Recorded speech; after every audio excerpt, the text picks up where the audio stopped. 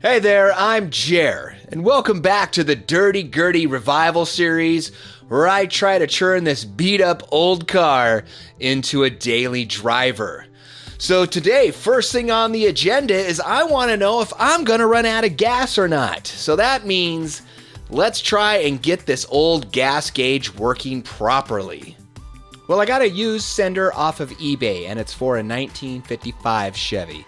It's pretty much the same as the 56, but one screw hole in the back is a little bit different. So I'm gonna have to make a tiny modification for that to fit. The way that the gas gauge works is it's on a 30 to 0 ohms scale. 0 ohms is empty, and it should be right on the little dot. 30 ohms or higher is full. If you have exactly 30 ohms going to your gauge, it should be right there on that little dot. If it's beyond that dot, that means you have too high of a resistance. Something might be wrong with your wire. So let's bench test this before I put it in the car. I just used a 12-volt battery and a few jumper wires. There's 2 posts on the back of the sender. So if you're looking at it from the back, the wire on the left side, that's for the signal. That is the brown wire. The wire on the right side, that is the power wire. That's the pink wire. There's also a third connection that you need to make, and you need to ground the gauge itself, because when it's installed in the car, it's getting ground from the cluster. So that ground part, that's just an extra step to make sure you get an accurate reading. Just anywhere on the metal will work properly. So here's a picture of what it looks like all set up. So now let's test the signal wire and see what happens. So use the extra wire, hook it to ground on the battery, and jump that wire directly to the signal post, the post on the left side.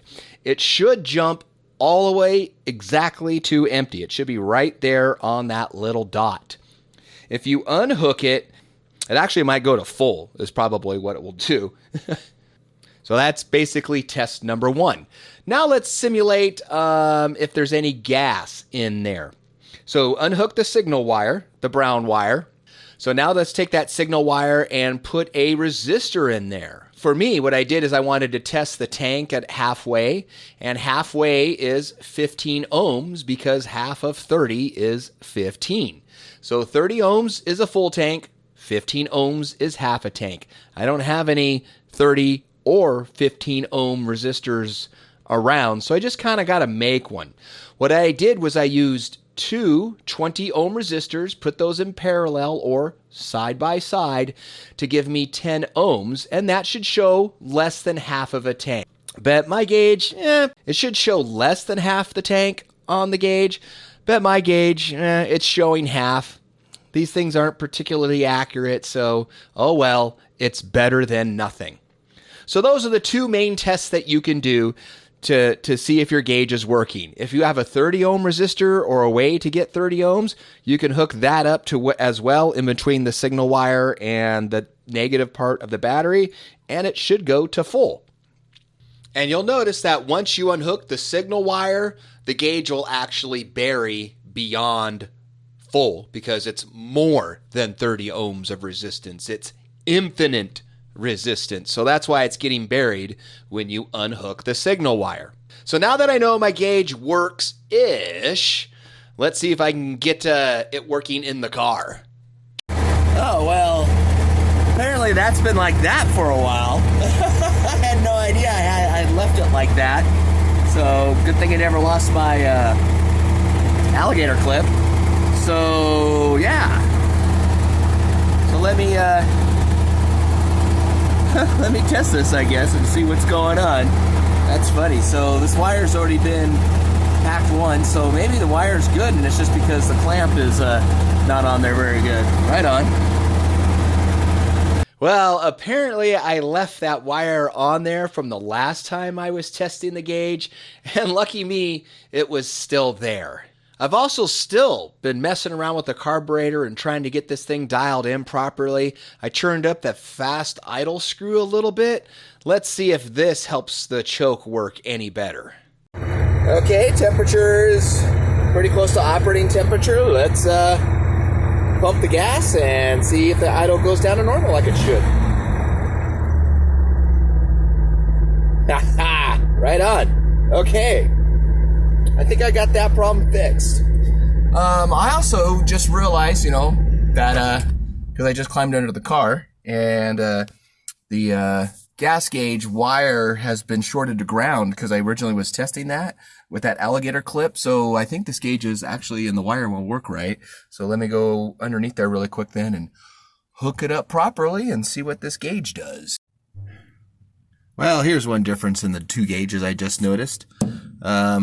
This is a 56 gauge. This is a 55 gauge. See if you notice the difference. So the connections are a little bit different on the back. So like this has, I believe, big connections, and this has small connections, which I can get over. But this is also different too. It doesn't even line up. So it's like they made it so you couldn't swap the wrong one in the factory or something. So it will work. I'm going to have to cut this part out right there so it'll fit. Don't want to do that, but that's what I'm going to do. Check it out. Look at that. I believe it's working now. So temperature gauge, it's still not working, but I got the mechanical one down there. Problem is I can't see it at night. So I wonder if I should try to get that one functional again. And this one looks like it's working. Yay! So that problem is now fixed, I believe. So when it gets to the line, not that far and empty, but when it gets to that dot, or even before the dot, it is out of gas. Look at that. Running like a champ. So now I just gotta get the carburetor dialed in a little bit more and some more little tweaks here and there. Getting close. Might be able to start being able to drive this car after I do a lot more work to it. Well, that's unfortunate. I just noticed that line is broken right there. That between there and there, the line is broken. So I might have just been able to repair this. Didn't even notice. What if I can turn this light on? You can see that. Yeah, so I wonder if I could have just reconnected that and that would have fixed it. So I'm going to hang on to this. I'll write a note on it and bag it, tag it, and save it, because it might actually be better than my other gauge. It might be more accurate. I don't know. I actually felt confident enough in Dirty Gertie that for one of the very first times I drove it across the other side of town to a friend's house. No issues. Yay! Next on the list is door bumpers. These guys are kind of important. When you're driving around, it keeps the door from rattling around excessively. And it also helps, when you slam the door, from slamming it too hard and breaking anything as well. Okay, well, this is what I'm going to do on Gertie for a bit, is I got my little rubber kit in to replace my rubber grommets. And I'm going to start replacing all these guys. Because, there's a piece there, piece there, piece there, piece there. I think that's it on this side. And then a couple on the back. So good news is I got my screws down in here still. So I just need to back those screws out and put the rubber on. And this one kind of goes in an interesting way with the big square one. Okay, this is how it works. Screw on the top, screw on the top. And you use these little flat ones. Then the middle, these ones plug in. So much bigger hole, doesn't screw in. There's probably a little thing I can push in the middle of that. Yeah, I need to push in the middle so that will stretch and go through. Okay, check that out. I got an awl on here.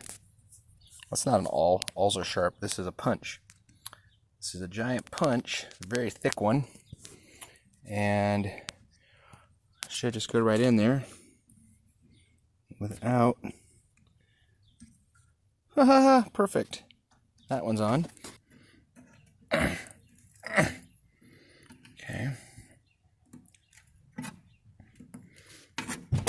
Come on. Probably should put some grease on that. Would make that a heck of a lot easier.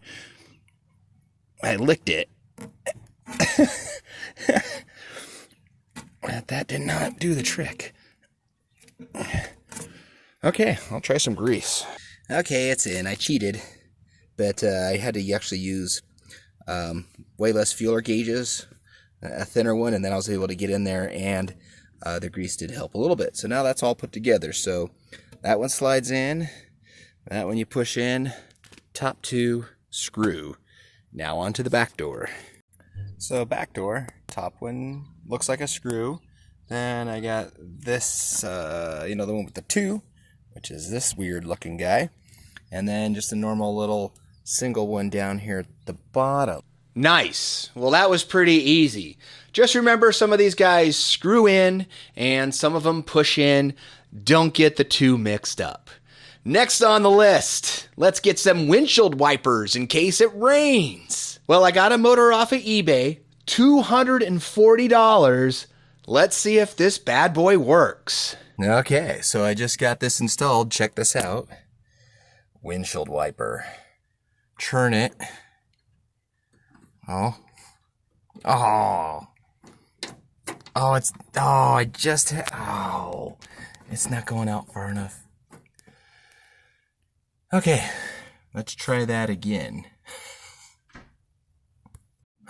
It might just be because the knob is, or the cable is super rusty. See, I can get it to work intermittently. I don't know. Am I gonna have to tear this thing out and try to lube it? I think I might. Wonderful.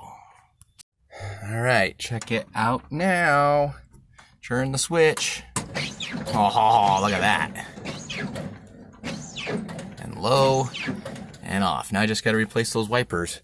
So I had to pull this completely out. It was bound up inside of there. It's like someone took it out and put it back in there before, and the cable wasn't going straight. In fact, it was actually a little bent there.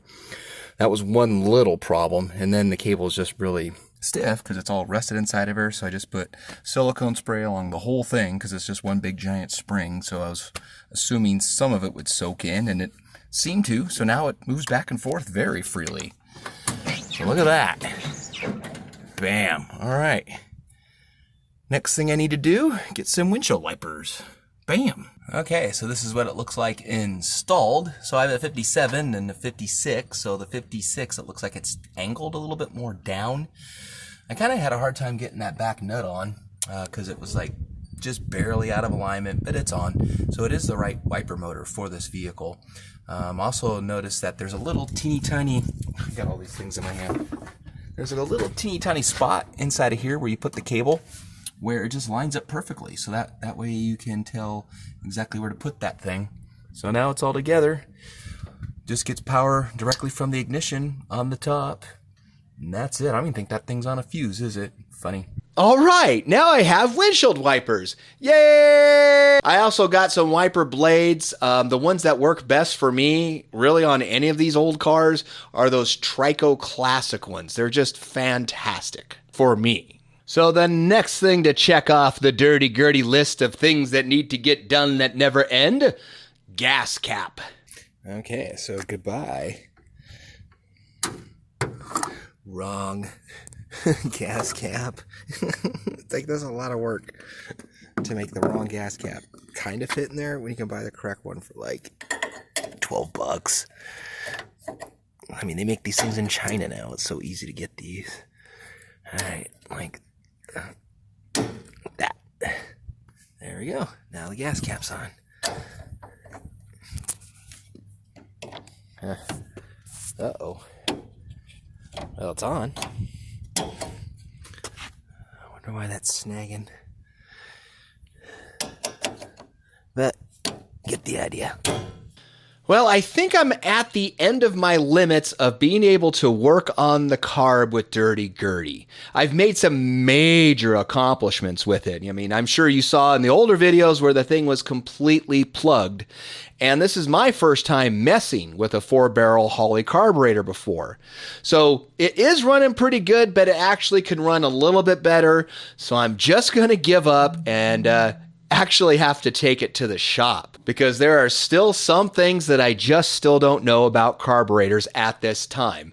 but I'll get there. So I took it to the shop, and after a couple days, they did some work on it, and this is their report that they gave me. It's kind of funny. Check this out. So I gotta get my reading glasses on to read this. So they checked the choke. Said the choke was too tight. Adjusted 3 positions to the lean, I guess. Checked the mixture screws, and those were off. I don't know why. I mean, I thought I had those set pretty good. They took the front, well, they took the bowl off because they rejetted the carbs. So they went up a couple jets. That was the main thing. I didn't know if I needed to go up or down with them and how much. And they also said they adjusted the floats. I don't know why. Whatever. I mean, it's not like they were pouring out gas, but who knows? Maybe. The thing that I don't understand why they put this on here is they said that the dash pot was inoperable. So they said the distributor is dead. So I'm going to have to figure out what the heck that means because the vacuum advances, they say, is not working. I will look into that and get it figured out. And the manual transmission, I drove it there, and I've been driving this car around for a while. Never once had a problem with the manual transmission. Take it to them. The first time they tried to drive it in the shop, they said it broke on them. I don't know how that happened. So they broke something, had to fix it, and I'm sure I got charged for that because they couldn't figure out how to do the floor shifter properly and probably jammed it in the wrong gear. That's just a guess. So that's all the main stuff that was on there. Really, the thing that I needed to get done the most on it was to tune that carburetor a little bit better because I don't have an O2 gauge. So when I called the shop and asked them how they did that and know what size jets to put in there, like, oh, you put a sniffer in the tailpipe and that tells you if it's too lean or too fat. Oh, yeah, duh. So what I'll do one day is get an air-fuel mixture ratio gauge or, an O2 gauge, and that will tell me if I'm too fat or too lean on the carb, and I could tune it all myself.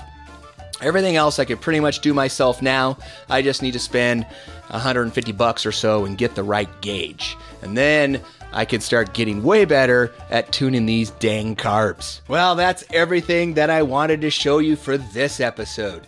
Thank you so much for hanging out with me on the Dirty Gertie restoration adventure thus far. Have a fantastic day and get out and drive those Tri-5s.